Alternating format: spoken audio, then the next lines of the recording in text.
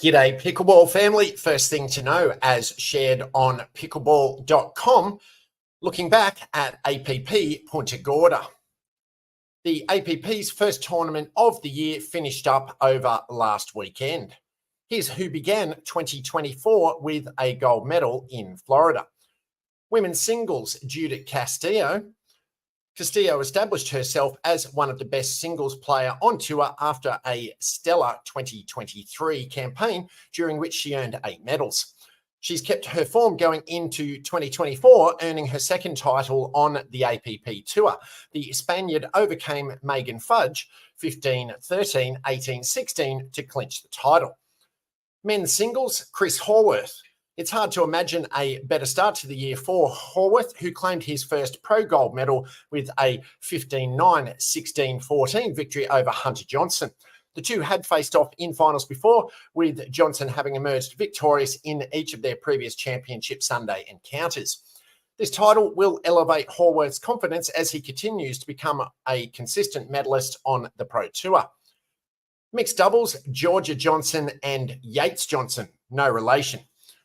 We're used to seeing a Johnson and Johnson pairing on the PPA Tour when Georgia plays with her brother JW, but it's not one seen commonly on the APP Tour. Nevertheless, this new Johnson and Johnson duo took advantage of number one seeds Paris Todd and Hunter Johnson, yes, Yates' twin brother, falling in the quarterfinals to Will Howes and Bobby Oshiro and made it to Championship Sunday. They faced off against Andre Diescu and Megan Fudge, coming away with an 11-8, 11-7 victory. It's hard to imagine Georgia not playing with JW regularly, but this last name sharing tandem showed how well they can play together too. Women's doubles, Bobby Oshiro and Milan goes by Millie Rain. Though both Oshiro and Rain have earned gold medals before, this is the first time they have done so playing together. They took out number one seeds Megan Fudge and Susanna Barr in a tight 3-game semi-final before overcoming a new pairing of Paris Todd and Georgia Johnson in 2 games, 11-8, 12-10. With 3 medals together since August, Oshiro and Rain could become one of the top women's doubles pairings on the APP Tour this year. Men's doubles, CJ Klinger and Will Howes. The men's doubles gold match was somewhat disappointing considering the battles that both teams had endured to make it there. Klinger and Howes overcame frequent medalists Hunter and Yates Johnson 11-9, 13-11, while Andre Diescu and Rob Nunnery survived a scare from Ryla DeHart and Michael Lloyd 11-7, 7-11, 11-9.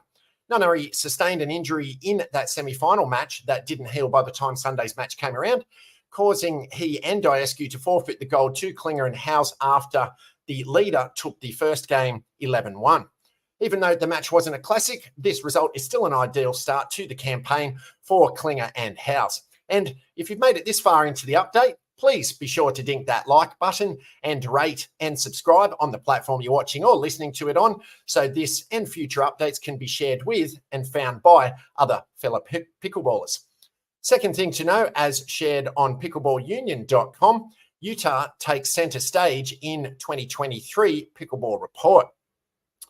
Coaching platform Teach Me Too recently released its 2023 annual Pickleball Report, which scrutinized the number of registered pickleball coaches found in US cities.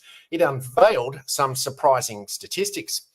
Predictably, highly populated cities like San Diego, California, and New York City claimed the top 2 spots.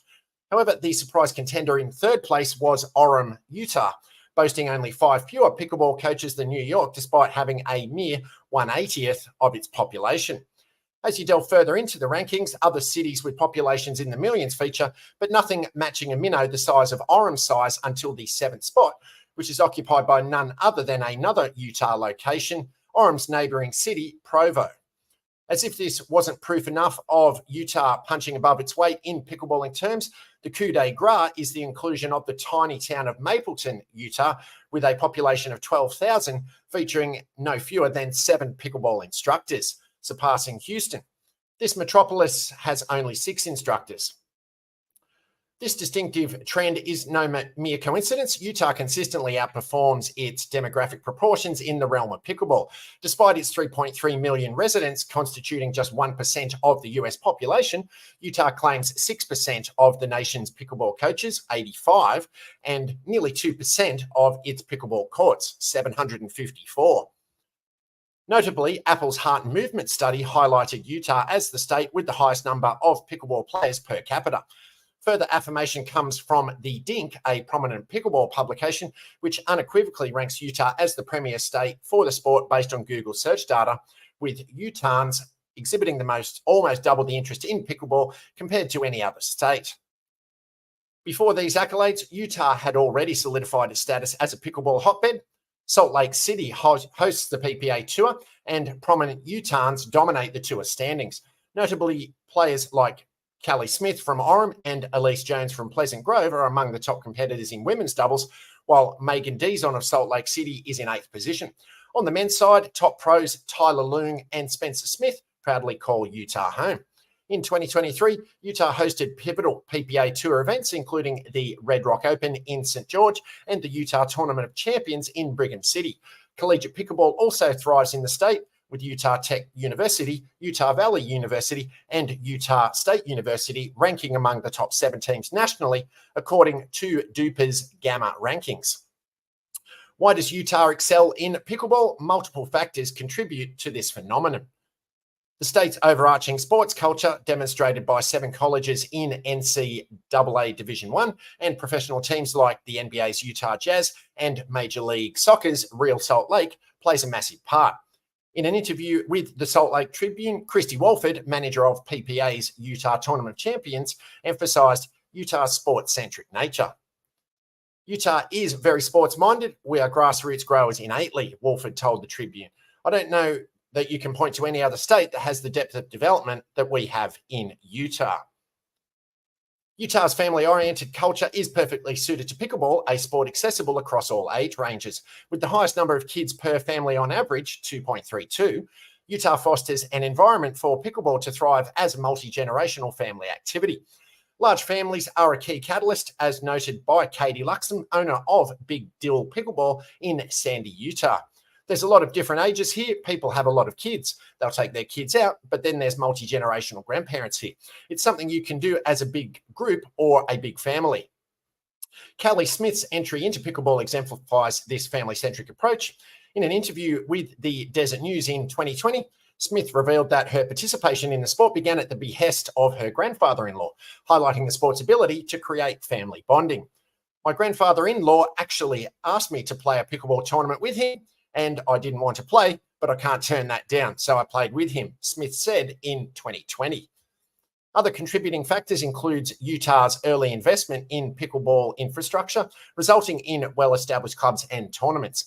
Additionally, the state's favourable weather conditions, characterised by a relatively dry and moderate climate, provide an ideal backdrop for pickleball enthusiasts. Third thing to know, as shared on pickleball.com, for Deckel Bar, Austin is a perfect fit. Austin is a professional pickleball hub in the Lone Star State. Top players like Ben and Colin Johns, Lena Padjamate, Vivian David, and Deckel Bar all reside in the city to hone their craft together as training partners. Bar, who hails from Israel, was drawn to the state capital from the start. I really like the city and I came here a couple of times to visit before I moved, he shared. Myself, Rob Nunnery, and Vivian went to Steve Kuhn and he brought us to Dreamland. He gave us a place to stay and train. Dreamland is a pickleball event space complete with a restaurant, bar, mini golf, and live music located in nearby Dripping Springs, Texas, just 30 minutes outside of town. Dreamland was close enough to Austin, and we just really liked the area, so we had a good setup there. Slowly, more and more players moved to Austin, and it became this hub, explained Bar. It's a cool, fun, young city with lots to do and lots of players to train with. I think we have the most players, especially guys. There's probably 10 to 15 high-level guys to practice with and other low-level pros like 5.0 players in the area too. We have 4 or 5 top girls here as well, so it makes it a lot easier for practice. Practice makes perfect, of course, and Bar loves hitting the court on a daily basis. He takes full advantage of the outstanding talent nearby. Having high level reps is very important. You can see it with everybody who's in those good pickleball spots, like in South Florida, Austin, Utah, and Arizona noted bar. You can see the people who are in those good spots improve faster. With that in mind, the 30-year-old couldn't be happier with his living situation. It's great playing with the other pros, said Barr. I'm good friends with Ben and Colin, so I drill with them a good amount and lots of others too. It's nice to have the high level reps and get good variety as well. It's definitely helpful to be sharp for tournaments. As explained, Barr does plenty of training off the court as well. I go to the gym and do a little bit of weights. I have a trainer that helps me with movement, strength work, some yoga, stretching, and unfortunately running, he added with a laugh. Given his status in the pickleball scene, the move to Austin has clearly paid dividends. Paddles up.